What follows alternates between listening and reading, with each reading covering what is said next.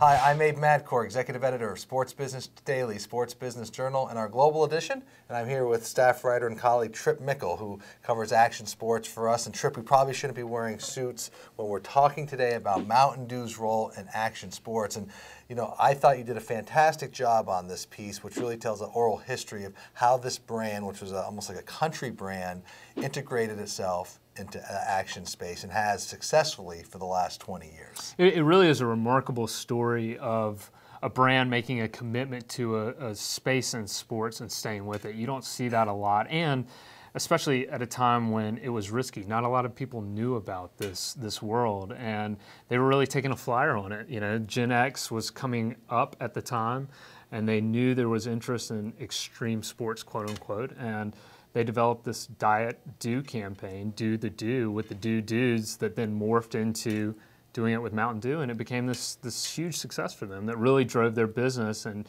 took them from the 8th best-selling soda on the market to the 4th. I mean, just a huge, huge change. But why this space? Why do they want to be in this space?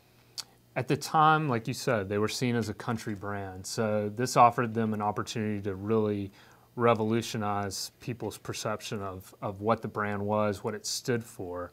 They were able to catch something that was still underground and really do it so effectively and increase sales so dramatically that other brands began to look at what they did and try to replicate that. You had Right Guard come out with its extreme underarm protection and everything else around the time of the late 1990s. Well, the fascinating thing is you were able to find all these executives who many of our readers know through the years: John Galloway, Katie Lacey, David Berwick, Bill Carter from Fuse. And the way you were able to put it in this type of oral history, it almost seems like they're all just in a room recollecting old memories. Yeah, and we got some great stories really by doing that.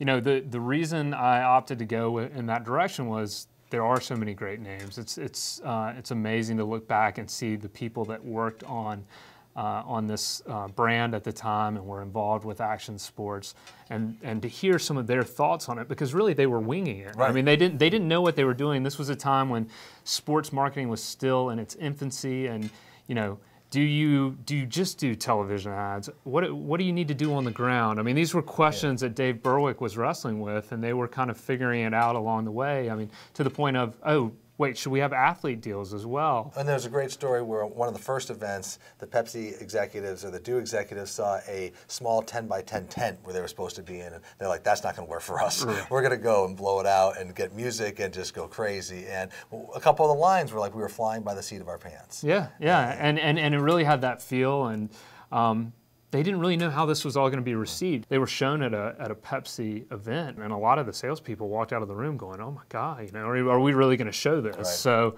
but it worked. And really it's morphed a lot from X Games into the DewTour. So where are they going now, and how committed is Dew to this space today? I think Mountain Dew's focus right now is getting more urban. They want to broaden their consumer base, and they're doing that by partnering with Lil Wayne. But they're not abandoning what they're doing in action sports. They're actually bringing Lil Wayne and his passion for skateboarding and skate culture, and using that and marrying that with their relationships with Paul Rodriguez and some of the other skaters they have. And for example, in New Orleans, they built a skate park in the lower 9th Ward, had Lil Wayne there, had Paul Rodriguez there. They still believe in action sports. They still think as long as it's instrumental in influencing culture, that it's a place that Mountain Dew wants to be.